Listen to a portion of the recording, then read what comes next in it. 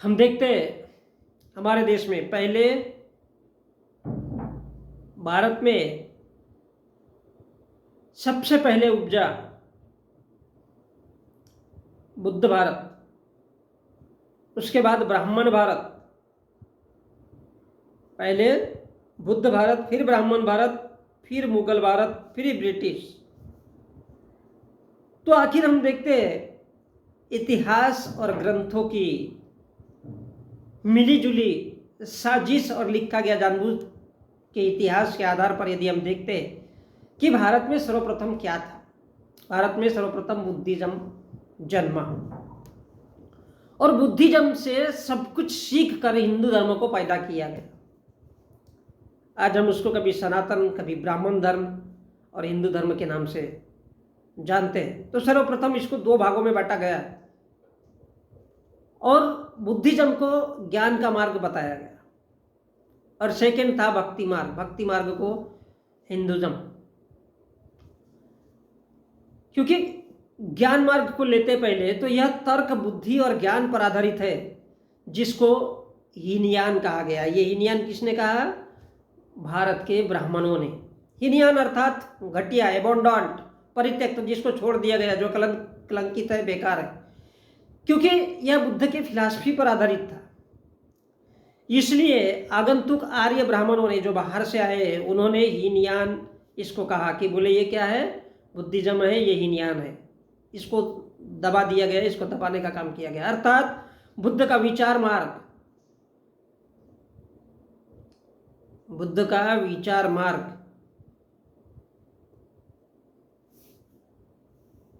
इसमें मूर्ति पूजा, यज्ञ, हवन, पूजा पाठ, आहुति, नरबलि, पशु बलि, आडंबर, ढोंग, पाखंड, अंधविश्वास इसमें नहीं चलता है। Buddhism never believe. इसलिए ब्राह्मणों द्वारा इसको घटिया मार्ग बताया गया और उसको हीनयान कहा गया, क्योंकि यह बुद्ध के दर्शन के आधार पर टिका हुआ है।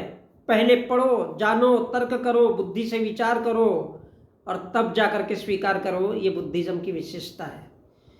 यह धन इकट्ठा करने की इजाजत नहीं देता, इसीलिए यह हीनयान है। दूसरा है भक्ति मार्ग। अब जहां पर सच्चाई और सब कुछ चलता है तो फिर उसको किस तरह से बदलने का है।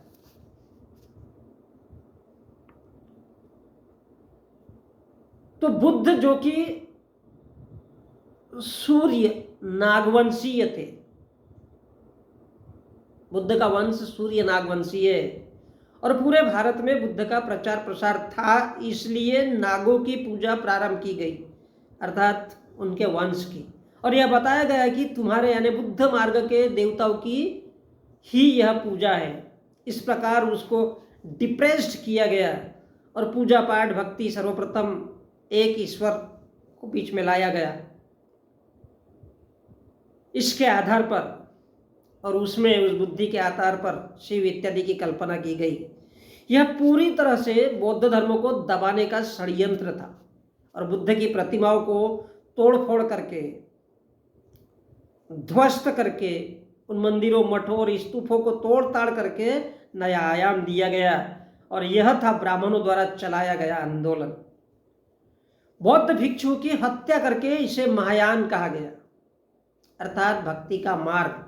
उनको बंदी बनाया गया, उनकी हत्या की गई और उनके द्वारा बताई गई शिक्षा को अपने हिसाब से प्रचारित प्रसारित किया गया, अर्थात महामार्ग। उसे बताया गया कि ये असली मार्ग है, ये बड़ा मार्ग है, ये महामार्ग है। महायान अर्थात महामार्ग, भक्ति मार्ग, ब्राह्मण धर्म, सनातन धर्म और हिंदू धर्म। और इसलिए रामायण में बताया जाता है कि जा पर कृपा राम की हुई, ता पर कृपा करू सब कोई।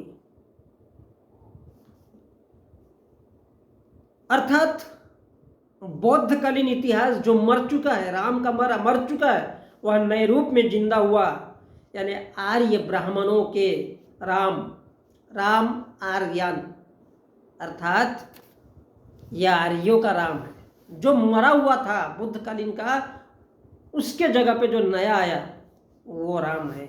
और इसलिए मूर्ति पूजा, आहुति, नरबलि, पशुबलि, यज्ञ, हवन, मूर्ति पूजा, अंधविश्वास, ढोंग, पाखंड, हत्या, भगवान भक्ति, पूजा पाठ, इन सब को शुरुआत की गई और ये महायान बना, यानी ये बना सनातन धर्म, हिंदू धर्म, ब्राह्मण धर्म। इसलिए गीता जैसे ग्रंथों का निर्माण करना सनातनियों के लिए, ब्राह्मणों के लिए, हिंदुओं के लिए आवश्यक था। तो महाभारत का एक संदर्भ देखिए जो हम टेलीविजन में देखते हैं कि कृष्ण कहता है बाहुबल की बात तो मुझसे करो ही मत गांधारी नंदन, भीष्म पितामह को कहता है, क्योंकि मैं तो केवल पार्थ का सारथी हूं, शस्त्र और अस्त्र मैं उठाने वाला नहीं हूं।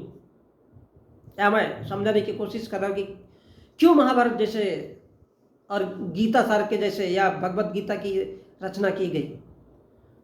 वो कहता है भीष्म पिता, तब तो मैं तुमसे शस्त्र उठवा के रहूंगा मधुसूदन, मैं तुमसे शस्त्र उठवा के रहूंगा।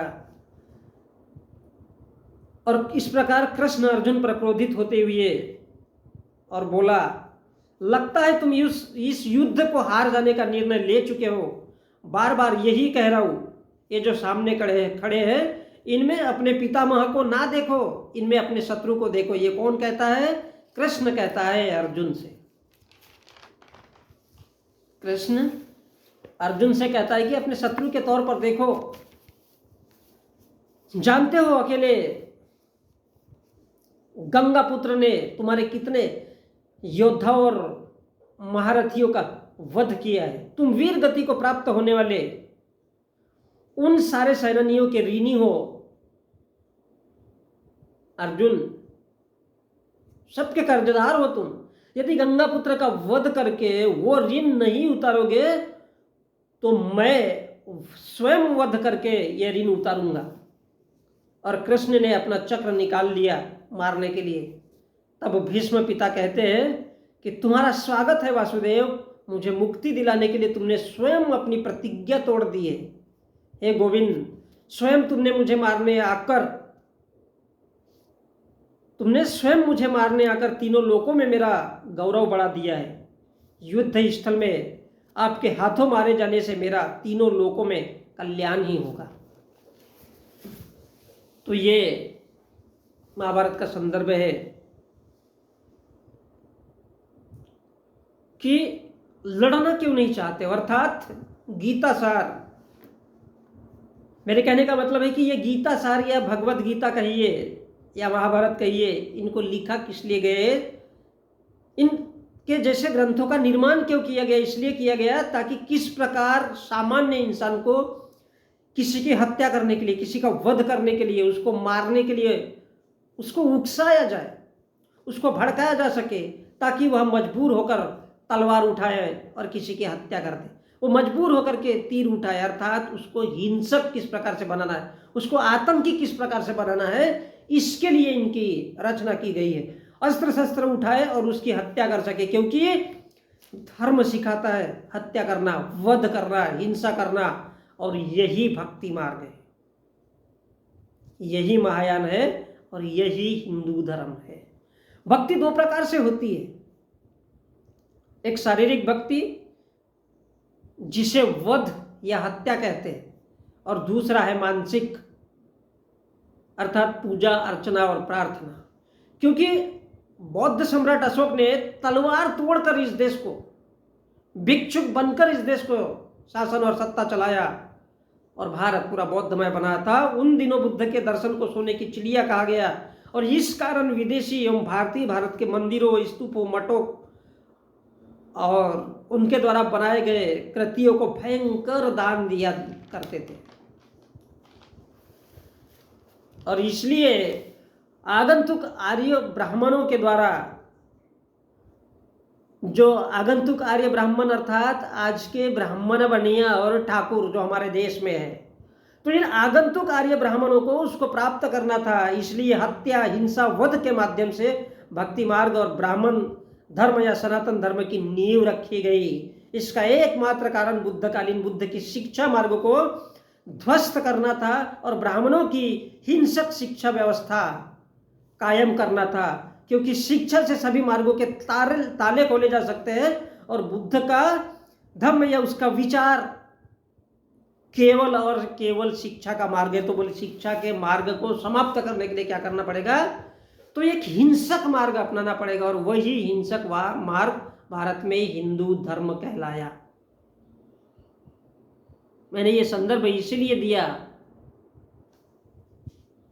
महाभारत का कि एक सामान्य इंसान को भी यदि उकसाया जाए, मानसिक तौर पर तैयार किया जाए, तो वो इंसान हत्या करने के लिए राजी हो जाता है। लेकिन जब उसी को हम जब सामाजिक ताना बाना का नाम देते हैं तो वो धर्म बन जाता है और बहुत सारे लोग उसको मानते चले जाते हैं और उसके गुलाम दर गुलाम, गुलाम दर गुलाम, गुलाम दर गुलाम बनते जाते हैं। और वो उसमें मूर्खों की संख्या इतनी बढ़ जाती है कि पूरा का पूरा देश को हम उसमें लपेट सकते हैं। और वही होता है धर्म। और इस प्रकार ऐसा सब बता करके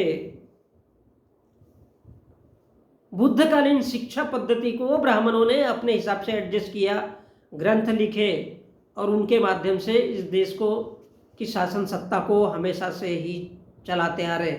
और यही वजह है कि इसमें इतनी सारी विभिन्नता है। कहीं पर जातियाँ मिलेगी, कहीं पर हर